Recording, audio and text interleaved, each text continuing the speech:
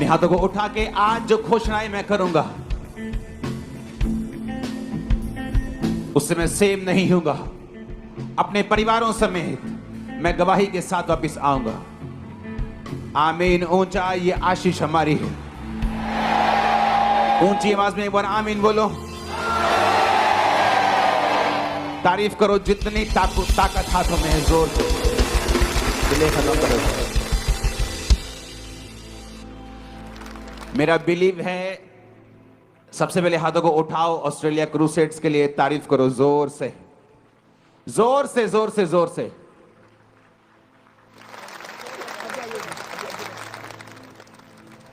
मैंने आपको मिस किया, आपने किया।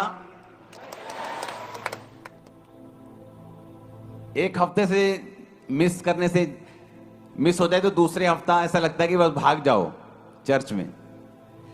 हालेलुया। कई वचन होते हैं, आप उसकी तैयारी करते हैं,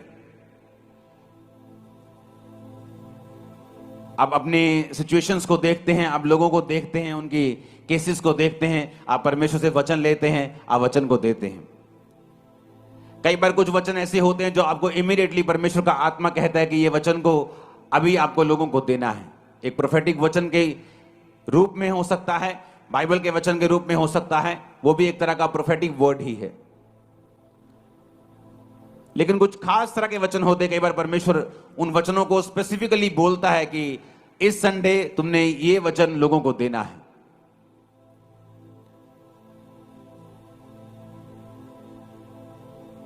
और जब पिछले कुछ सालों में जब मैं मैसेजेस सुनता हूं और लोगों को बोलते हुए देखता हूं कि मैं आपके वचन से मैंने इस तरह से बरकत पाई है, पूरी दुनिया में जब मैं घूमता हूं तो लोगों से मिलने का मौका मिलता है तो वो बताते हैं कि किस तरह से वचन ने मेरी लाइफ और मेरी सेवकाई, मेरे परिवार को बदला है।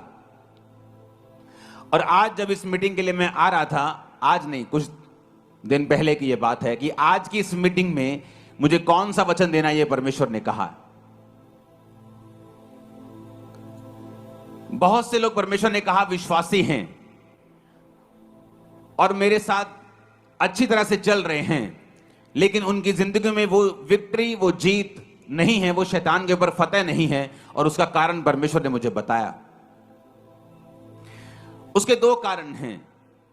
आज हम दोनों कारणों के ऊपर डिस्कस करेंगे। और आपको ये मालूम होना चाहिए, आज मार्च का महीना स्टार्ट हो चुका है, कुछ ही 2 हफ्तों में ईस्टर का महीना है और आत्मिक गर्मी बढ़ेगी। जिस तरह शारीरिक गर्मी बढ़ रही है, तो आपको इन दिनों में फास्टिंग के साथ, रोजों के साथ तैयार रहना है। आपको ये वेट नहीं करने कि मैं रोजे रखूं तो आप रोजे रखें। मैंने इस साल की शुरुआत में एक्स्ट्रा रोजे रख के ये साल की शुरुआत की थी जनवरी मंथ में, लेकिन मैंने आपको वो रखने के लिए नहीं बोला, क्योंकि मैं ट्रेडिशनल रोजों के ऊपर बिलीव नहीं करता हूं। मैं बिलीव करता हूं जब पवित्र आत्मा आपको किसी खास मकसद के लिए अगुवाई करता है तब तक आप वो रोजे रखते हैं। नहीं तो आप हफ्ते में जो 2 रोजे, 1 रोजे, 2 रोजे आपको रखने चाहिए। एक क्रिश्चियन होने के नाते अपनी स्पिरिचुअल एक्सरसाइज को, अथॉरिटी को, जो परमेश्वर ने आपको अधिकार दिए उन्हें यूज करने के लिए, परमेश्वर के साथ जुड़े रहने के लिए वो 2 रोजे कम से कम, मेरा ये मानना है कि आपकी लाइफ में होने चाहिए।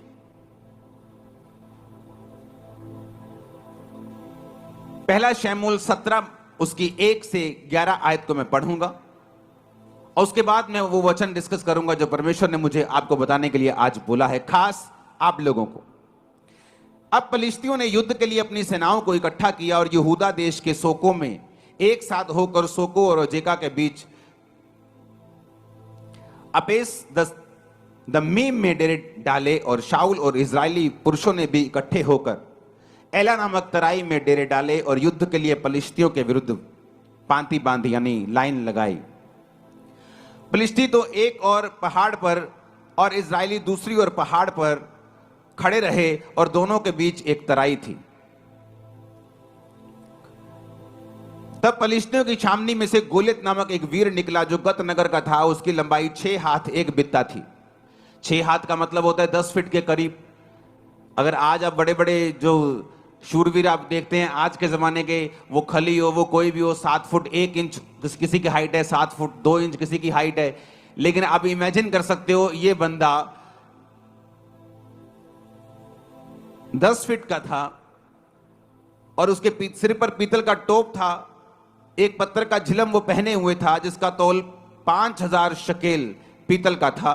उसकी टांगों पर पीतल के कवच थे, उसके कंधों के बीच बर्शी थी, भाले की छड़ उसकी जुलाही के डोंगे के समान थी। उसका फल 600 शकेल लोहे का था, यानी कम से कम जो उसके हाथ में भाले का जो हिस्सा था वो 57 किलो का था। आज अगर आप में से 90% लोगों को बोलो कि 57 किलो उठा के सिर्फ एक बार ऐसे कर दो तो नहीं कर पाएंगे। लेकिन उसने कहा कि वो उसके साथ वो लड़ता था और एक ढाल लिए हुए एक जन उसके आगे चलता था।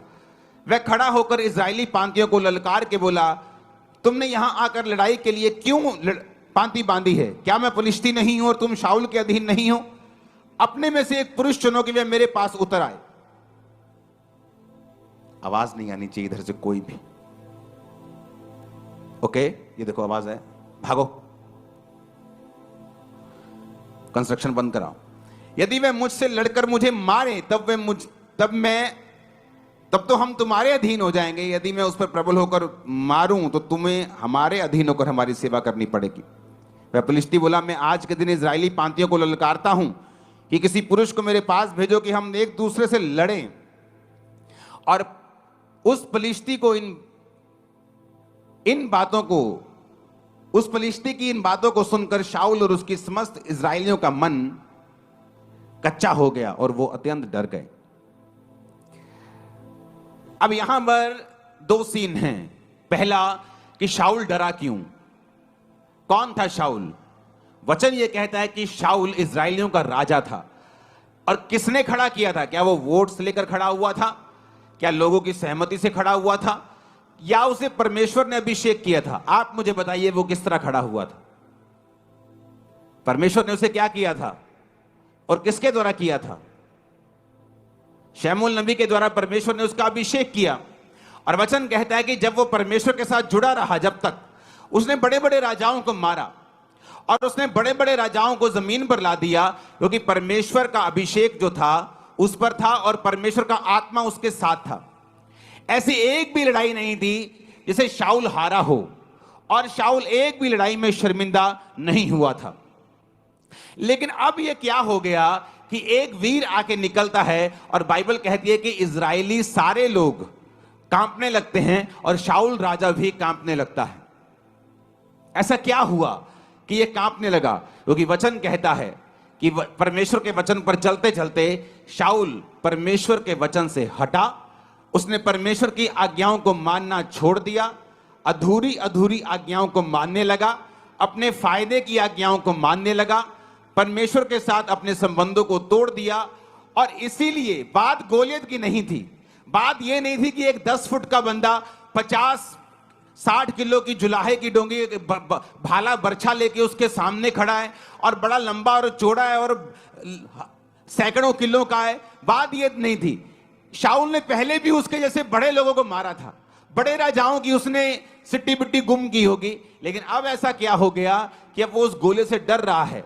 बात यह है, जब एक इंसान परमेश्वर से हट जाता है, जब एक इंसान परमेश्वर की आज्ञाओं में बना नहीं रहता है, वो पाप करता है, मूर्ति पूजा करे या वो व्यभिचारों में जाए, किसी पाप में जाए, परमेश्वर से हट जाए, प्रार्थना खत्म कर दे अपनी लाइफ की, तो वचन ये कहता है कि जो अथॉरिटी होती है, एक अथॉरिटी होती है शरीर की। आपको किसी गांव का सरपंच बना दिया, आपके पास अथॉरिटी है, आप उस अधिकार से काम कर सकते हैं। लेकिन वचन कहता है कि हमारा जो राज्य है वो तो आत्मिक है। एक अथॉरिटी होती है आत्मिक। जब एक व्यक्ति परमेश्वर के वचन पे चलता रहता है तो वो क्या नोटिस करता है कि उसकी जिंदगी में एक अजीब सी दलेरी है जो उसके अंदर रहती है। वो किसी मनुष्य से नहीं डरता, वो किसी चीज से नहीं डर लगता उसको। ये बात नहीं कि बिल्कुल डर लगता ही नहीं, वो फियरलेस है। बाइबल कहती दाऊद भी डरता था। और वचन कहता है, जब आप भजन संहिता 46 पढ़ते हैं, उसने कहा मैं नहीं डरूंगा क्योंकि यहोवा मेरे संग है। डर उसके मन में था, लेकिन वचन कहता है कि वो अंगीकार ये करता था कि मैं नहीं डरूंगा क्योंकि यहोवा मेरे संग है। अब आपको ये बात पहले समझने की जरूरत है जिस टॉपिक पे हम हैं। अब शाऊल जो था, वचन ये कहता है कि उसकी आत्मिक अथॉरिटी को वो पाप और अनाज्ञाकारिता के कारण खत्म कर चुका था। कई बार क्या होता है, आप परमेश्वर के साथ आप रिश्ते में होते हैं, आप प्रभु के साथ मेल मिलाप में होते हैं, हाँ, आप रोज प्रार्थना करते हैं, आप पाप से दूर रहते हैं, आप सब तरह से परमेश्वर को प्रसन्न करने की कोशिश करते हैं। इसका मतलब ये नहीं कि आप 100% प्रभु यीशु को जैसे चलने लग जाते हैं, लेकिन आपकी इंटेंशन यही होती हैं कि मुझे कोई ऐसा पाप नहीं जानबूझ के करना, मुझे प्रेयर में रहना है, मुझे वचन पढ़ना है, मुझे रोजों में रहना है। और इस तरह से जब आप परमेश्वर में चलते हैं, एक अजीब सी स्पिरिचुअल अथॉरिटी आपके साथ रहती है। जब दो व्यक्ति दोनों चर्च में आते हैं, एक आत्मिक अधिकारों के नीचे है, वो परमेश्वर में चलता है, वो प्रार्थना करता है, वो प्रभु के साथ अच्छे संबंध हैं। ये नहीं, फॉरेन के लोग मैंने देखे, अच्छा संडे डबल दिहाड़ी मिल रही, संडे ज्यादा डॉलर मिलते काम करने के, तो संडे काम करते, कहते वचन हम कोई बात नहीं आके ऑनलाइन सुन लेंगे। वो पैसा नहीं इकट्ठा कर रहे, वो श्राप इकट्ठा कर रहे हैं कि संडे डबल दिहाड़ी मिलती है, संडे टैक्सी का काम अच्छा चलता है, तो संडे प्रभु को छोड़ दो, कोई बात नहीं ऑनलाइन सुन लेंगे परमेश्वर क्या कहते हैं। सिर्फ ऑनलाइन सुनने से सब कुछ नहीं होगा। कई बार आप जब परमेश्वर की हुजूरी में आते हैं, आपको प्रैक्टिकली परमेश्वर वो ग्रेस देता है, अनुग्रह देता है, जिससे आप अपने जीवन की मुश्किलों से और अपने जीवन के प्रॉब्लम से और उन फाइट से बाहर आ सकें जो आपको घेरे हुए हैं। और वो ऑनलाइन रह के नहीं आती। ऑनलाइन है, कभी साल में एक मीटिंग मुझे कहीं बहुत इमरजेंसी जाना पड़ रहा है तो मैं ऑनलाइन देख रहा हूं, उन लोगों के लिए ऑनलाइन है, फौजियों के लिए ऑनलाइन है, जिनको मालूम है कि हम अपना चौकी छोड़ के कहीं जा नहीं सकते, उन लोगों के लिए है। बाइबल कहती है जब आप अधिकारों से भरे होते हैं, फर्क कहां लगता है, एक व्यक्ति जो अधिकारों से भरा हुआ है और सही तरह से प्रभु में चलता है, दूसरा भी चर्च आता है, कभी कभी प्रेयर कर लेता है, कभी कभी पाप कर लेता है, कभी कभी शराब पी लेता है, कभी कभी कुछ कर लेता है, दोनों चर्च आ रहे हैं, दोनों में कोई फर्क नहीं। वो भी हालेलुया बोलता है, वो भी आमीन बोलता है, वो भी घोषणा करता है, वो भी विश्वास करता है यीशु प्रभु है। लेकिन फर्क तब होता है जब दोनों की जिंदगियों में उनको मुसीबतों का सामना करना पड़ता है, जब दोनों की लाइफ में कोई बीमारी आती है या कोई ट्रबल आता है या कोई मुश्किल आती, जो अधिकारों से भरा हुआ होता है, और जब वो अपने अधिकारों से मालूम होता है कि नहीं मैं इस चीज के लिए नहीं बना हूं, और वो अधिकारों से उन चीजों को डांटना शुरू करता है और वो चीजें गायब होती हैं। जब दूसरा सेम अधिकारों के साथ, सेम वर्ड्स के साथ प्रार्थना करना शुरू करता है, उसे अंदर से मालूम होता है कि मेरी प्रेयर का असर जो है वो नहीं है, मेरी प्रेयर में पावर जो है वो नहीं है, और वो प्रेयर शैतान के ऊपर इफेक्ट नहीं कर रही, और वो प्रॉब्लम के ऊपर, वो बीमारी के ऊपर जाके उसको खत्म नहीं कर रही, वो सिर्फ वर्ड्स हैं जो मैं बोल रहा हूं। कितनों को मेरी बात समझ आ रही? जीसस क्राइस्ट, बाइबल कहती है कि एक जगह यीशु मसीह ने वचन सुनाया और यीशु मसीह ने चेलों को कहा कि अब तुम ऐसा करो, तुम चले जाओ, और चेलों को भेज दिया, जबरदस्ती लिखा बाइबल, लोगों को भेज दिया, चेलों को भेज दिया। यीशु मसीह अकेले पहाड़ पर प्रार्थना करने के लिए चले गए। जब नीचे आए तो परमेश्वर ने क्या देखा कि परमेश्वर को नाव के उस नदी के उस पार जाना था और नाव कोई नहीं थी, और बाइबल कहती परमेश्वर पानी पे चले गए चलते हुए। ये क्या था? ये एक स्पिरिचुअल एक्सरसाइज, अथॉरिटी थी जो परमेश्वर ने उसको एक्सरसाइज किया। परमेश्वर जानते थे कोई भी चीज मुझे परमेश्वर के काम करने से रोक नहीं सकती। अगर नाव नहीं है तो मैं नाव का इंतजार नहीं करूंगा, अगर मुझे जाना है प्रीच करने के लिए तो मैं पैदल चल के जाऊंगा। ये क्या था? ये अधिकार था। कैसे आया? परमेश्वर यहोवा के साथ लगातार उसको प्रेम करके, उसके साथ चल के। ये एक दिन का जादू टोना या टोटका नहीं था कि परमेश्वर ने वचन बोले होंगे कि परमेश्वर में मैं सब कुछ कर सकता हूं और वो पानी में चलना शुरू कर दिया होगा। ऐसा नहीं। कितने इन बातों को समझ रहे हैं? वो अधिकार कैसे आपकी लाइफ के अंदर आते हैं? वो अधिकार तब आते हैं जब आप परमेश्वर के साथ चल लेते हैं। अब मैं वही बात कर रहा हूं। जब दाऊद ने इसको देखा, पहला शमूएल 17 उसकी 22 से 27 में लिखा है कि दाऊद वहां पहुंचा। कैसे पहुंचा? सबसे छोटा था, यिशै का बेटा। यिशै के 3 बड़े बेटे दाऊद उसकी शाऊल की सेना में थे, तो शाऊल की सेना में काम कर रहे थे। तो दाऊद के बाप ने कहा, बेटा कुछ सामान ले जा खाने पीने के लिए। तो वो अपनी भेड़ बकरियों को छोड़कर सामग्री लेके, बाइबल कहती है उनको मिलने के लिए चला। और जब वहां पहुंचा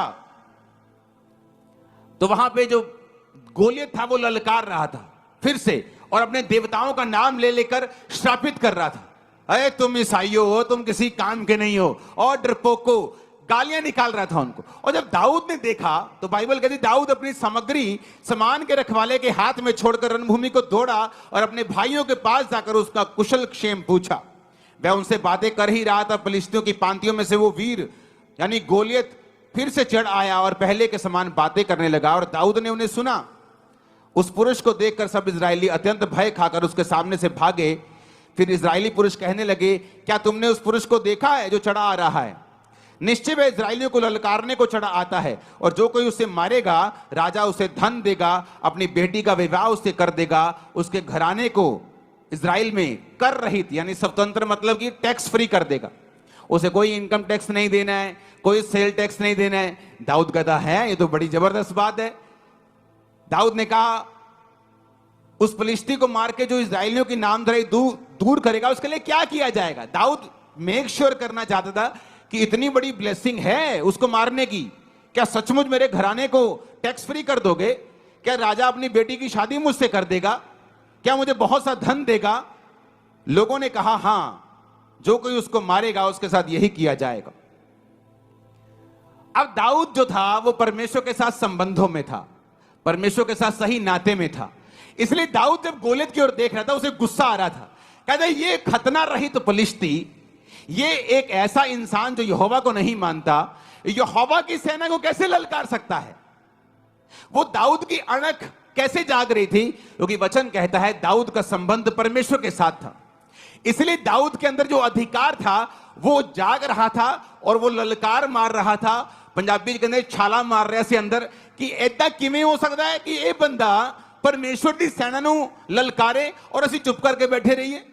और शाऊल जो राजा था दाऊद से कहीं अधिक लंबा चौड़ा था, और वचन ये कहता है कि पूरे इजराइल में शाऊल के कोई भी कद के जितना नहीं था, सारे उसके कंधे तक, वो भी बड़ा लंबा चौड़ा था। लेकिन अब अधिकार काम नहीं आ रहे थे। क्यों?